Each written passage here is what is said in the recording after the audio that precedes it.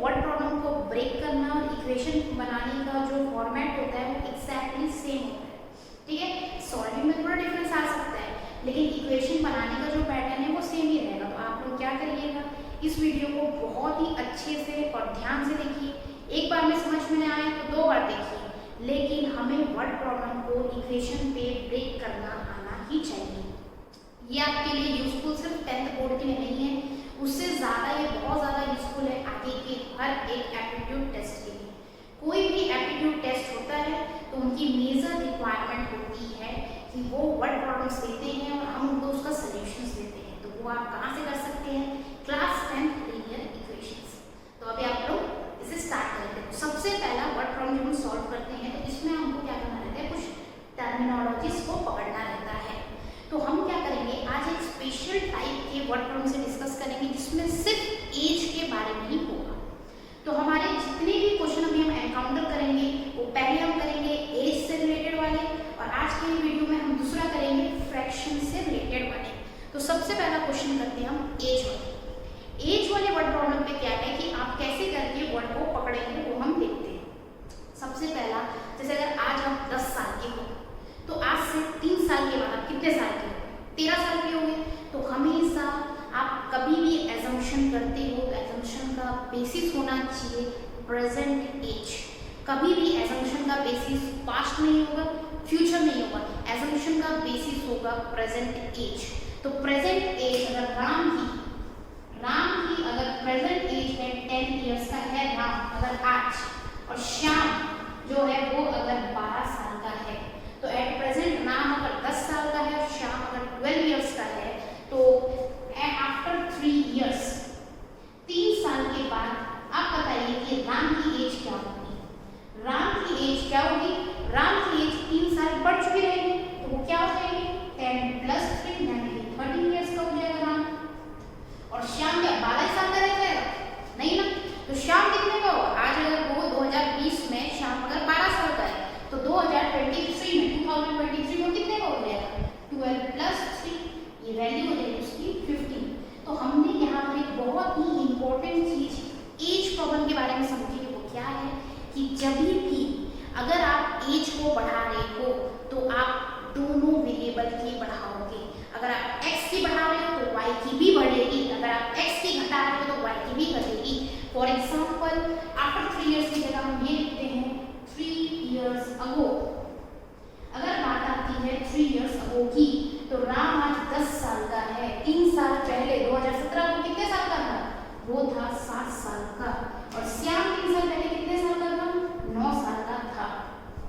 तो as problem बनाते समय सबसे पहला हो जाता है कि अगर हम एनकाउंटर कर रहे हैं आज की प्रेजेंट एज हमारी जो भी है, अगर हम फ्यूचर में जा रहे हैं तो दोनों वेरिएबल की वैल्यू बढ़ेगी एक ही साथ। अगर हम पास्ट में जा रहे हैं दोनों वेरिएबल की वैल्यू कम होगी एक साथ, ठीक है। तो सबसे पहली चीज एज प्रॉब्लम के बारे में। अब होता है एज प्रॉब्लम में क्या क्या टर्मिनोलॉजीज यूज होती है। तो एज प्रॉब्लम में जो सबसे कॉमन टर्मिनोलॉजी यूज होती है वो है आपकी, सबसे पहले सबसे कॉमन टर्मिनोलॉजी यूज होती है वो है आपका आफ्टर। तो सबसे पहली चीज यूज होती है आपकी आफ्टर, हेंस। जब भी ये वर्ड आफ्टर यूज हो या हेंस यूज हो तो ये बात समझ जाना कि यहाँ पर वो फ्यूचर की बात कर रहा है, ठीक है।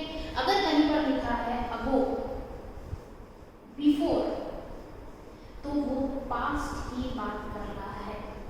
जैसे क्वेश्चन पे है 5 ईयर आफ्टर या आफ्टर 5 ईयर, तो आपको ये समझ जाना है कि वो बात कर रहा है फ्यूचर की, आज से 5 साल के बाद की, यानी कि 2025 की बात कर रहा है। अगर वो बोल रहा है 3 इयर्स अगो, तो वो 2017 की बात कर रहा है। कभी भी अगो बिफोर लगा है तो पास्ट है, आफ्टर, हेंस ये लगा है तो क्या है फ्यूचर, ठीक है।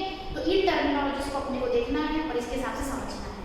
सेकेंड थिंग होती है कि जैसे नॉर्मल सा वर्ड प्रॉब्लम है और उसमें लिखा हुआ है, सपोज मैं एज वेज फ्रैक्शन वगैरह सबको हटाकर नॉर्मल सी वर्ड प्रॉब्लम ले रही हूँ, उस पर लिखा हुआ है आपका the sum of 2 number is 10। तो इसमें पकड़ने वाली चीज क्या थी, सम। तो सबसे पहले द सम, तो सम हमने सबसे पहले पकड़ा। सेकेंड थिंग क्या थी, ऑफ 2 नंबर्स, 2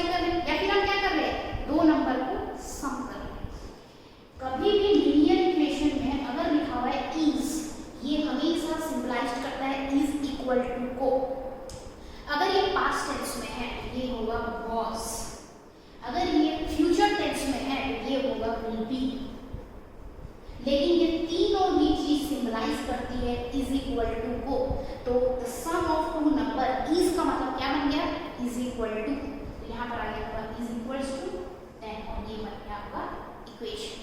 तो वापस आते हैं हम इस कॉमन फंडे को हम यहाँ पर भी यूज करेंगे और अभी हम पहला क्वेश्चन को रीड करते हैं, उसी हिसाब से हम क्या करेंगे, इक्वेशन बनाना स्टार्ट करेंगे। इक्वेशन को सॉल्व करनी आती है आप लोगों को, अगर नहीं आती है तो 2 वीडियोस हैं 3 मेथड्स के, उन वीडियोस को आप पहले देखिए और उसे सॉल्व करना सीखें, फिर वापस आइए वर्ड प्रॉब्लम पे। तो सबसे पहला क्या है word problem, a father is 3 times as old as his son. कभी भी आप एज वाले प्रॉब्लम कर रहे हो तो उसमें पहले नंबर्स ऑफ पर्संस निकालो, क्योंकि एज है तो ह्यूमन बीइंग का ही होगा, ठीक है। तो उसमें आप क्या करो कि सबसे पहले फाइंड आउट कर लो कि किन के बारे में बात हो रही है। तो यहाँ पर एक फादर है एक सन है, उन दोनों के बारे में बात हो रही है। तो सबसे पहले हम ले लेते हैं लेट में एज ऑफ फादर। अभी कौन सी एज है फादर की, ये फादर की है आपकी प्रेजेंट एज। कभी भी आप एजम्पशन कर रहे हो तो एजम्पशन हमेशा प्रेजेंट एज का ही होगा। तो फादर की प्रेजेंट एज को अपन ले लेते हैं x और प्रेजेंट एज ऑफ सन की क्या लेंगे हम, सन को हम प्रेजेंट एज में लेंगे y। तो पहला क्वेश्चन हमने रीड किया, उसमें से सिर्फ एक ही लाइन रीड की, एक ही लाइन से हमको ये पता चला कि यहाँ पर अब हम 2 पर्सन के बारे में बात करने वाले हैं, एक फादर और एक सन। तो फादर की आज की एज को x मान लिया, सन की आज की एज को हमने क्या मान लिया, y। अब हम आगे करेंगे उसमें क्या लिखा, तो अब यहाँ पर सबसे इंपॉर्टेंट वर्ड जो एनकाउंटर करना है वो है आफ्टर। आफ्टर का मतलब वो बात कर रहे हैं फ्यूचर की। तो आप क्वेश्चन को सॉल्व करते समय यहाँ पे लिख दो आफ्टर 12 इयर्स, आज से 12 साल बाद इन फ्यूचर। तो आज अगर आपकी एज x है, आज अगर आपकी एज 10 है तो आफ्टर 12 इयर्स कितनी हो जाएगी 22। तो अगर आज आपकी एज अगर x है, आज अगर फादर की एज x है तो 22 आपके 12 इयर्स के बाद क्या हो जाएगी x प्लस 12। ये हो गई फादर की एज आफ्टर 12 इयर्स, ठीक है। सेकंड में क्या है हमारे सन की एज। सन की एज आज की 2020 में उसकी एज क्या है, y है। तो अगर आज उसकी एज y है तो आज से 12 साल के बाद उसकी एज कितनी हो जाएगी y प्लस 12। तो सबसे ज्यादा इम्पोर्टेंट जब आप एज को बढ़ा रहे हो, जहां फादर की एज बढ़ी है वहां सन की भी एज बढ़ेगी, क्योंकि जब ईयर्स बढ़ते हैं तो सभी ह्यूमन बीइंग का एज बढ़ता है। तो यहाँ x प्लस 12 हो गया, यहाँ क्या हो गया y प्लस 12। अब आफ्टर 2 इयर्स को हमने यूज कर लिया, his age will be twice as old as his son. His मतलब हो गया फादर, फादर की एज, ठीक है। फादर की एज क्या है x प्लस 12। तो सबसे पहला हिज एज को हमने यहाँ लिख दिया है। विल बी का मतलब अभी मैंने आपको बताया, इज वॉज विल बी तीनों किससे सिंबलाइज होता है, इक्वल टू से। तो देखो सबसे पहला हमने यहाँ पर आफ्टर 12 इयर्स को कर लिया, ये आफ्टर 12 इयर्स का फंडा है। फादर्स एज विल बी, तो ये फादर एज है, विल बी का मतलब क्या आ जाएगा इक्वल टू आ जाएगा। बिल्कुल अब वहां पढ़ते जाओ, यहाँ डेवलप करते जाओ, वहां पढ़ते जाओ, यहाँ डेवलप करते जाओ, साइमल्टेनियसली वहां रीड करो डेवलप करो। कभी भी वर्ड प्रॉब्लम का क्वेश्चन एक गो में अगर आप पूरा पढ़ोगे तो आप नहीं बना पाओगे। आपको क्या करना है, वर्ड बाय वर्ड पढ़ना है, वर्ड बाय वर्ड ब्रेक करना है। तो फादर एज, यहाँ फादर एज ये कौन सी एज है 12 साल के बाद की, वो हमने यूज कर लिया। विल बी का मतलब क्या हो गया इक्वल टू हो गया। यहाँ आप वर्ड यूज है ट्वाइस। ट्वाइस का क्या मतलब होता है, ट्वाइस का मतलब होता है जो भी राइट हैंड साइड में लिखा हो उसका होल इनटू 2। ट्वाइस का मतलब होता है 2 मल्टीप्लाइड विद समथिंग, जैसा कि आपका 20 इज का मतलब इक्वल टू ट्वाइस ऑफ 10। सही है कि नहीं, 20 इज ट्वाइस ऑफ 10, ठीक है। तो ये हुआ। सपोज हम यहाँ पर करते हैं थ्राइस, तो 30 इज थ्राइस ऑफ 10। तो यहाँ पर कहीं पर लिखा हुआ है 20 इक्वल टू 10, ये तो आपस में एक दूसरे को गलत कर रहा है। 20 तो 10 के इक्वल नहीं हो सकता, लेकिन इन दोनों में एक रिलेशन, वो किसका रिलेशन है, ट्वाइस का रिलेशन है। तो आप इसको यहाँ डाल दो। तो ट्वाइस, थ्राइस, 5 टाइम्स, 4 टाइम्स, ये मल्टीप्लाई का मतलब होता है। कहीं पर भी वर्ड यूज हो टाइम्स, ठीक है। तो टाइम्स का मतलब होता है मल्टीप्लाई करना, टाइम्स का हमेशा मतलब होता है मल्टीप्लिकेशन।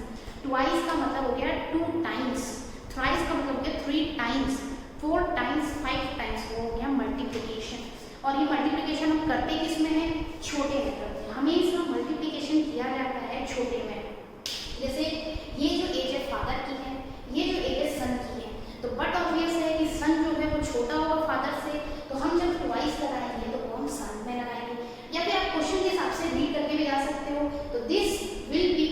ट्वाइस किस पे बोला गया, ट्वाइस बोला गया सन पे, तो हम ट्वाइस किस पे लगाएंगे, सन पे लगाएंगे। तो ये बन गया हमारा इक्वेशन। तो ये हमारा फर्स्ट इक्वेशन है, ठीक है। और यहाँ पर हमने एक इक्वेशन जो था वो हमको फर्स्ट कॉलम से ही मिलता, जैसे फर्स्ट कॉलम पे हमने क्वेश्चन को यहाँ तक किया, अ father is 3 times as old as his son। ये जो बात कर रहा है इज में, इज का मतलब किसमें है, वो प्रेजेंट में है। तो इज मतलब हो गया कि वो जो बात कर रहा है वो प्रेजेंट की बात कर रहा है। तो अब प्रेजेंट में हमने एज क्या लिया हुआ था, x, तो अब यहाँ पर कर देते हैं प्रेजेंट। तो प्रेजेंट में फादर की एज क्या है, x है, सन की एज क्या है, y है। बीच में हमने क्या साइन लगा दिया, इक्वल टू। रिलेशन कितने का है, 3 टाइम्स का है, 3 times as old as his son. अब 3 टाइम्स अगेन किसके में लगेगा, छोटे में लगेगा, छोटा कौन है, सन है। तो यहाँ पर लग गया 3y। फर्स्ट इक्वेशन हो गई, यहाँ पर सेकंड इक्वेशन हो गया। अब इसको थोड़ा सा सिंपलीफाई कर लो, दोनों इक्वेशन को एलिमिनेशन, सब्स्टिट्यूशन, क्रॉस मल्टीप्लिकेशन किसी भी मेथड से आप सॉल्व कर सकते हो। तो एक बार फिर से हम इस क्वेश्चन को रिव्यू करेंगे। तो सबसे पहला दिया हुआ था, हमको ये चीज पता चली, यहाँ पर ईयर्स वगैरह देखिए कि ये एज प्रॉब्लम है। तो हमने एज प्रॉब्लम देखते ही 2 लोगों को फाइंड आउट कर लिया कि अच्छा ये क्वेश्चन फादर और सन के ऊपर है। तो हमने let present age of father को ले लिया x और सन की प्रेजेंट एज को क्या ले लिया, y। अब ये करने के बाद हमने वहां पर ये देखा कि फादर इज वाला रिलेशन है, मतलब वो प्रेजेंट का रिलेशन है। तो आज के समय में उसकी एज क्या है, x और सन की एज क्या है, y है। रिलेशन कितने का दिया हुआ, 3 टाइम्स। जैसे अगर सन अगर 10 इयर्स का है, फादर कितने इयर्स के होंगे, 30। तो 30 और 10 के बीच में अगर मुझे रिलेशन बनाना है, अगर मुझे लिखना है 30 = 10, तो मुझे यहाँ पर एक 3 मल्टीप्लाई करना ही पड़ेगा, नहीं तो वो गलत हो जाएगा, ठीक है। तो अगर सन की एज 20 है तो फादर की एज क्या हो जाएगी, 60। तो वो रिलेशन था आपका पहला। सेकंड में क्या हो गया, आज से 12 साल के बाद हो गया, यानी कि हम फ्यूचर में चले। तो जब भी हम फ्यूचर में जाते हैं तो आपको एज दोनों की बढ़ानी है। हमने यहाँ फादर की एज को 12 इयर्स बढ़ाया, या हमने सन की एज को 12 इयर्स बढ़ाया। तो पहले आप बढ़ा लो बीच में, फिर उसके बाद क्या लिखा हुआ था, विल बी। तो विल बी के लिए यहाँ पर क्या लगा दिए, इक्वल टू का साइन लगा दिया। अब क्या लिखा हुआ था, ट्वाइस। तो ट्वाइस को किसके में लगाना है, सन के में। तो इस तरह से ये इक्वेशन प्रोड्यूस हो गए। आप एक बार इक्वेशन को कॉपी करेंगे और कॉपी करने के बाद इसका आंसर को आप कमेंट बॉक्स में जरूर लिखिए, ताकि मैं बता पाऊँ कि आपका जो आंसर निकला है वो सही है या गलत, ठीक है। तो ये था हमारा सबसे पहला वाला क्वेश्चन। अब आइए क्वेश्चन नंबर 2 पर रीड करिए। वीडियो को पॉज करिए, सेल्फ इक्वेशन बनाइए, सिंप्लीफाई मत करिए। उसके बाद वीडियो को ऑन करके देखिए कि क्या आपने जो इक्वेशन बनाया है वो सही है, ठीक है। तो क्वेश्चन नंबर 2 में किस चीज की बात होती है, अ मैन्स एज विल बी सन। तो इस बार फिर से 2 पर्सन है, एक मैन है और एक सन है। हमें फिर से एक बार फादर और सन ले लेते हैं। तो वही करेंगे हम, let present age of father की हम प्रेजेंट एज को ले लेते हैं x और सन की आज की प्रेजेंट एज को हम ले लेते हैं y। अब हमको क्या दिया है, 6 ईयर हैंस। क्वेश्चन स्टार्टिंग होता है 6 ईयर हैंस से। तो 6 इयर्स हैंस लिखा हुआ है। हैंस का मतलब अभी हमने पढ़ा फ्यूचर। तो हैंस का मतलब फ्यूचर है। आज की एज x है तो 6 साल के बाद कितनी होगी, x + 6। आज की एज अगर y है तो 6 साल के बाद कितनी होगी, y + 6। तो 6 ईयर हैंस में आपकी जो फादर की एज थी वो x + 6 होगी, जो सन की एज थी वो y + 6 हो गया। रिलेशन देखते क्या दिया हुआ है, 6 year hence a father's age will be. Again will be का मतलब हम क्या लगा देंगे, इक्वल टू 3 टाइम्स। 3 टाइम्स का मतलब हम क्या लगा देंगे, 3 times the age of his son. ये बन गया हमारा पहला इक्वेशन। सेकंड इक्वेशन में क्या दिया, 3 इयर्स अगो। तो यहाँ वापस लिख दो 3 इयर्स अगो। अगो का मतलब हमने पढ़ा था कि अगो का मतलब होता है बैक साइड, यानी कि हम कहाँ जा रहे हैं, अभी पास्ट में जा रहे हैं। तो पास्ट में जब भी जाएंगे तो वो क्या होगा, हमारी एज कम हो जाएगी। तो हमारे आज के से क्या कर देंगे, माइनस कितने साल, 3। ये क्या हो जाएगा, x - 3, यहाँ y -3। देखो जैसे फ्यूचर के लिए विल बी यूज था, प्रेजेंट के लिए इज यूज था, पास्ट के लिए वाज यूज है। तो वाज में अपन क्या लगा देंगे, इक्वल टू का साइन लगा देंगे। अब 9 times as old as his son है, 9 टाइम्स। तो जब 9 टाइम्स है यहाँ पर क्या मल्टीप्लाई हो जाएगा, 9। तो ये बन गया हमारा सेकंड इक्वेशन। तो ये था हमारा फर्स्ट इक्वेशन, ये हमारा सेकंड इक्वेशन।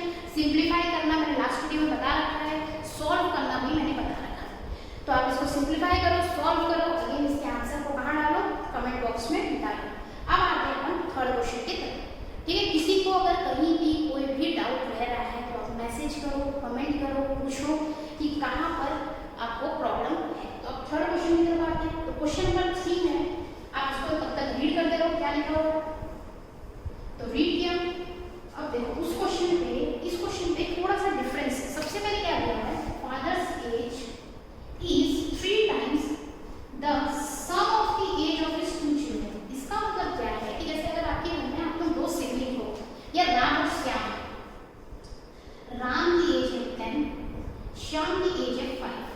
तो इस बार के क्वेश्चन के हिसाब से क्या है, जो फादर इज 3 टाइम्स, फादर जो है वो 3 टाइम्स है, लेकिन इसका 3 टाइम्स है sum of the age of 2 children, मतलब sum of Ram and Shyam's as.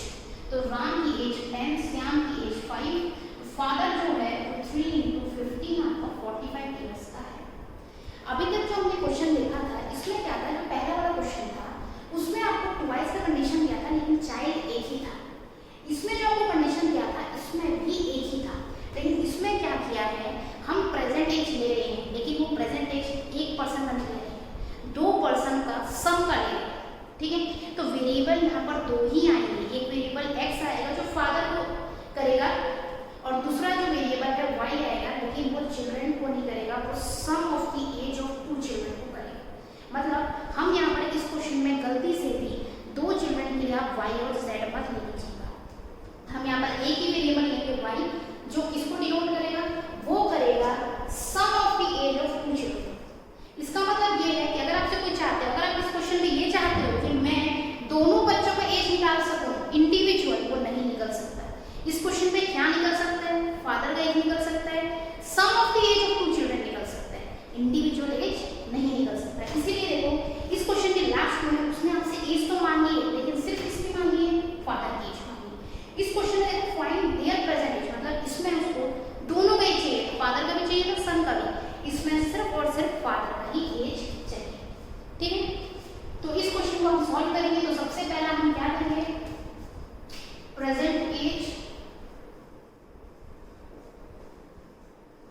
Father की हम ले लेंगे x और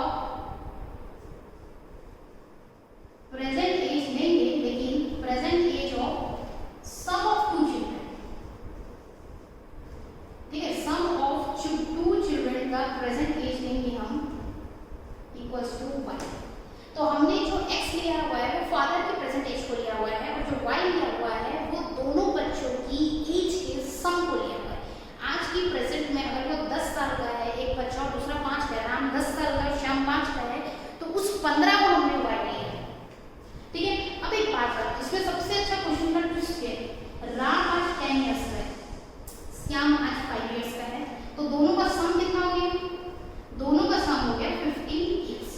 ठीक है, अब अगर ये चीज को करें हम आफ्टर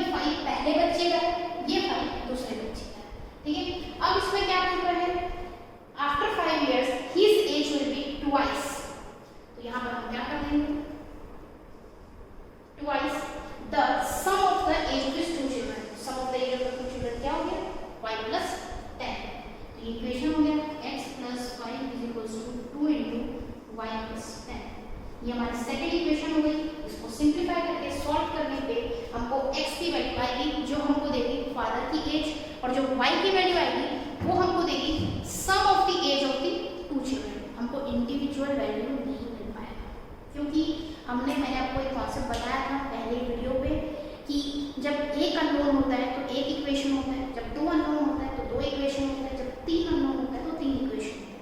या अननोन हमारे पास तीन होते हैं अगर हम इंडिविजुअल बच्चों का ले रहे हैं, तो उस केस में क्या होगा कि आपका इंडिविजुअल के लिए एक और सिनेरियो या कंडीशन देना चाहिए। यहाँ पर सिर्फ दो कंडीशन दिया है तो हम इससे इसको दो ही वैल्यू वापस दे पाएंगे, ठीक है।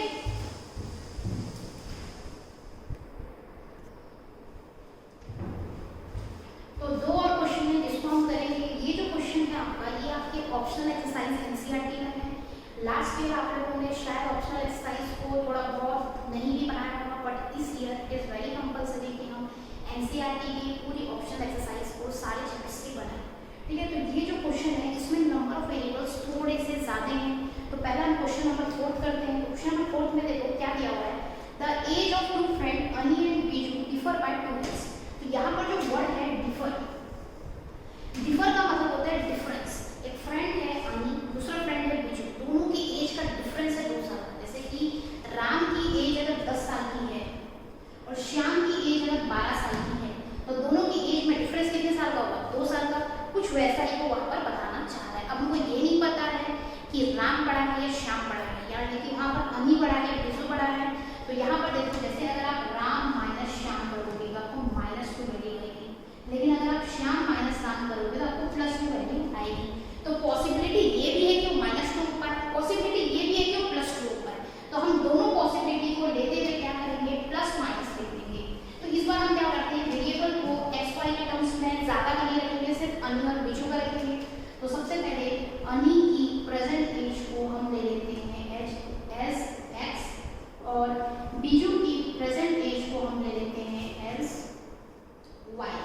आज के दौरान, आज की प्रेजेंट एज में दोनों में डिफरेंस कितने साल का है, 2 साल का है। तो x माइनस वाई, अनी और बीजू में ये नहीं पता है बड़ा कौन है, तो आंसर +2 भी आ सकता है या -2 भी आ सकता है। तो हम पॉसिबिलिटी के हिसाब से इसको कर देंगे हम +-2। तो ये बन गया हमारा पहला इक्वेशन। अब उसमें पढ़ते हैं अनीस फादर धर्म। अरे ये क्या हुआ, पहले तो हमारे पास 2 वेरिएबल आ चुके हैं, तीसरा वेरिएबल कहाँ से। तो हाँ, ये क्वेश्चन पे हमारे पास एक्स्ट्रा वेरिएबल्स भी रहेंगे, लेकिन चिंता की कोई बात नहीं, जितने एक्स्ट्रा वेरिएबल है उतना एक्स्ट्रा इक्वेशन बनेगा। देखो अब एंट्री किसकी भी, धर्म की एंट्री।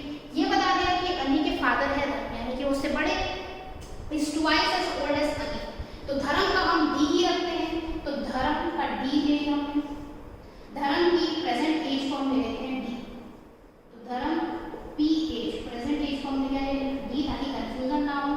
तो यहाँ पर धर्म इज का मतलब मैंने आपको बताया था इक्वल टू ट्वाइस का मतलब 2 ब्रैकेट, किसका ट्वाइस है, अनी की एज को हमने क्या दिया हुआ x। तो ये हो गया हमारा सेकंड इक्वेशन, जिससे हमको d equal to 2x।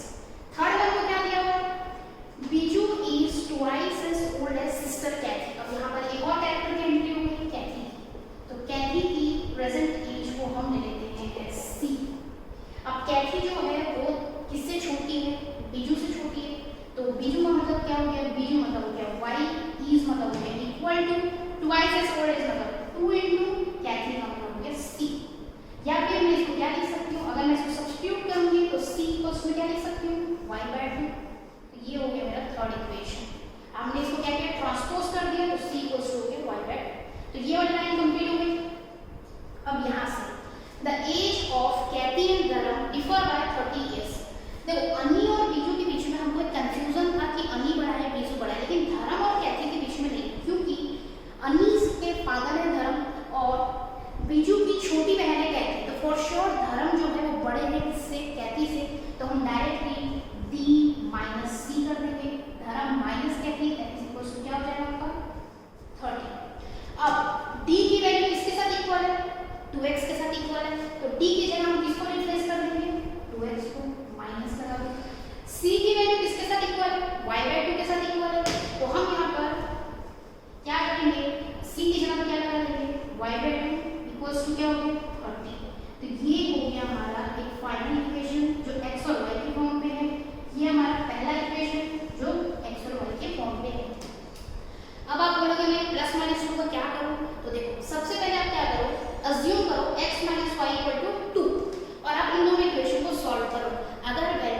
Positive आती है तो आपका एग्जाम्पशन सही है, लेकिन अगर वैल्यू नेगेटिव आती है तो आपको लेना पड़ेगा -2, क्योंकि किसी का भी एज, आज का प्रेजेंट एज नेगेटिव नहीं हो सकता।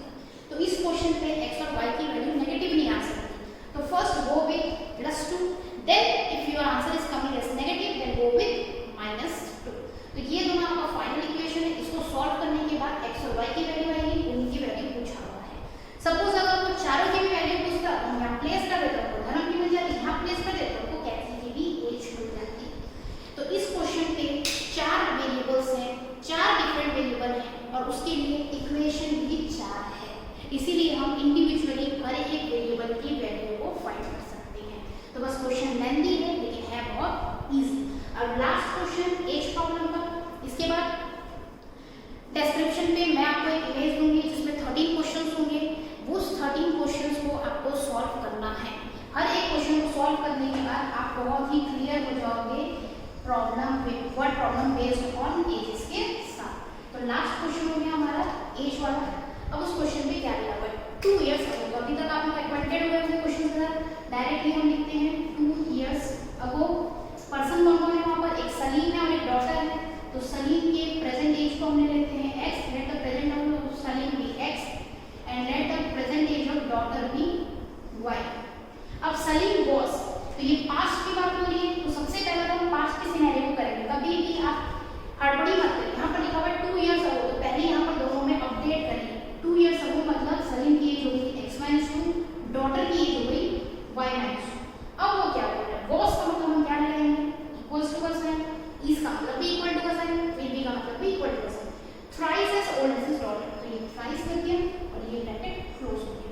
अब उसके बाद सेकंड सिनेरियो पे 6 इयर्स लेटर। लेटर का भी मतलब होता है फ्यूचर, हेंस आफ्टर लेटर, ये तीनों ही वर्ड यूज होते हैं फ्यूचर के लिए। तो एज क्या है आज की x, तो 6 साल के बाद कितनी हो जाएगी x+। आज की एज y, डॉटर की एज क्या हो जाएगी 1+6। अब इसमें क्या हो रहा है, 4 मोर देन ट्वाइस हर एज। देखो सबसे पहले तो हम विल बी को लेते हैं। विल बी का मतलब यहाँ क्या आ जाएगा इक्वल टू। अब बोल रहा है 4 मोर देन, जैसे कि हम इसके एक सिंपल एग्जांपल ले लेते हैं x is 4 more than y। तो 4 मोर देन का मतलब होता है हमेशा एंड में डालो +4 और y का मतलब y को यहाँ डालो। तो देखो x is 4 more than y को सेटिस्फाई कर रहा है। सपोज वो बोलता है 4 लेस देन, तो x is 4 less than y। तो कभी भी मोर देन या लेस देन लगता है वो हमेशा एंड में लगता है, उसके पहले वाली चीज ब्रैकेट में आ जाती है। तो यहाँ पर मोस्ट इंपॉर्टेंट है जो गलती होती है वो हम क्या करते हैं, +4 को हम पहले कर देते हैं। ठीक है, +4 को आप पहले करोगे तो भी चलेगा, लेकिन 4 माइनस आप नहीं कर सकते हो। यहाँ पर आप क्या कर सकते हो, 4 मोर देन मतलब 4 मोर देन हो गया। किससे 4 मोर देन है, ट्वाइस हर एज, क्योंकि ऑलरेडी हमारे पास लिखा था, बस इसमें क्या लगाना पड़ेगा ट्वाइस हर एज। जैसे मैं लिखी x is 4 more than y, वैसे ही father is 4 more than twice daughter. Father is 4 more than twice of daughter. बस ये बात कितने साल की बात की हुई, 6 ईयर रिलेटेड, इसलिए यहाँ पर भी +6 है और यहाँ पर भी +6 है। ये 2 सिर्फ यहाँ मल्टीप्लाई होगा, +4 पे नहीं होगा मल्टीप्लाई। ठीक है, तो ये हमारा फर्स्ट इक्वेशन है, ये हमारा सेकंड इक्वेशन है।